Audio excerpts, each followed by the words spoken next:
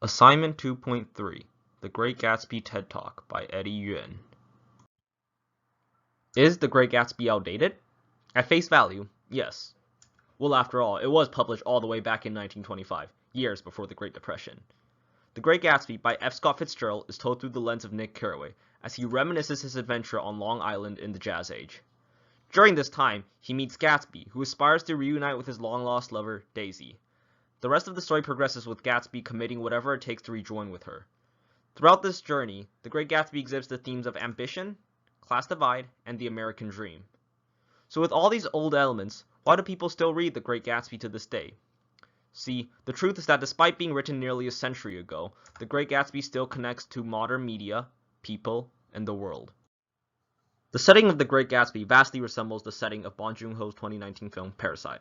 This is apparent in the Valley of Ashes, two eggs, and overall mood of the setting. In Parasite, the Kim's place is seen as run down, dusty, and gray. Likewise, Nick describes the Valley of Ashes as a fantastical farm where ashes grow like wheat into ridges and hills and grotesque gardens where ashes take the form of houses. Both of these settings symbolize the impoverished, with the Kim's house representing Korea's modern underclass, and the Valley of Ashes representing the Roaring Twenties lower class. Moreover, both the Kim's house and the Valley of Ashes are utilized to juxtapose the rich. In Parasite, the cramped and gray house of the Kims is contrasted by the clean and colorful house of the Parks. In The Great Gatsby's case, the Valley of Ashes contrasts the luxurious mansions on the two eggs. Ultimately, the use of juxtaposition in both these settings is crucial for developing the themes of class divide. As for the mood that these settings emit, both Bong Joon-ho and Fitzgerald employ the use of setting to show the change in mood and develop the plot. For Parasite, the discovery of the gray and lifeless basement marks the point in the story where the primary conflict arises. As for The Great Gatsby, the empty imagery of Gatsby's mansion creates a sense of pity for Gatsby at the end of the story.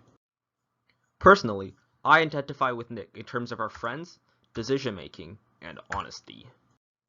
To begin, both Nick and I have a vast variety of friend groups.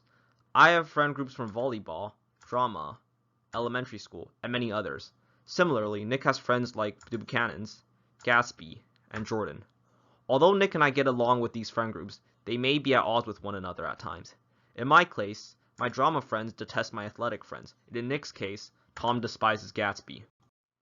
To prevent these friend groups from getting into altercations, both Nick and I choose not to pick sides. When my friends disagree on something that I'm not a part of, I typically abstain from picking a side. Comparably, Nick also refrains from choosing favorites when his friends are arguing, evident in how he does not tell Daisy about Tom's affairs with Myrtle. However, I do not consider myself as extreme as Nick is in terms of not picking sides. If I was Nick, at the end of the novel, I would have chose to protect Gatsby and report Daisy's murder to the police. Last but not least, Nick and I are dishonest with ourselves. Sometimes I have egotistical thoughts about my own abilities and act humble to deceive others into thinking that I am a better person than I truly am. Nick's indifferent to me in this aspect, as he is judgmental and hypocritical. At the beginning of the novel, Nick says that he is quote-unquote inclined to reserve all judgments. However, contrary to that statement, he proceeds to judge Gatsby right after that line, saying, "Gatsby turned out alright at the end." Although The Great Gatsby has a multitude of different themes, the one that connects most to today is that no one is free from class inequality. The world of my high school life connects with this theme. This is apparent in the American dream, power divide, and the justice system. In high school, people who opt to pursue creative passions such as art and drama are often shunned on by others. In spite of the education system's never-ending attempts of teaching children to quote-unquote chase their dreams, people still ridicule others who actually try something new. In fact, people who work hard are perceived as stupid and called tryhards. This grim reality is displayed through Gatsby's dream of becoming rich and reuniting with Daisy. Even though he succeeds in becoming rich, he still does not gain the respect of old money. To add insult to injury, when Tom first meets Gatsby, he immediately assumes that Gatsby is a bootlegger, claiming that, quote, "a lot of these newly rich people are just big bootleggers." Abusing the power of wealth is also discernible in the real world and Great Gatsby. Teenagers with money are able to buy countless things that would otherwise require immense efforts to achieve. Whether it's clothing, food, friends, or even a partner, money can get you far at school. As for The Great Gatsby, the power of money is demonstrated through Tom's complete control over Daisy. Despite repeatedly cheating on Daisy, Daisy still turns a blind eye to all of Tom's affairs because she wants a position in the quote-unquote secret society. Unfortunately, the justice system also does not view different classes equally.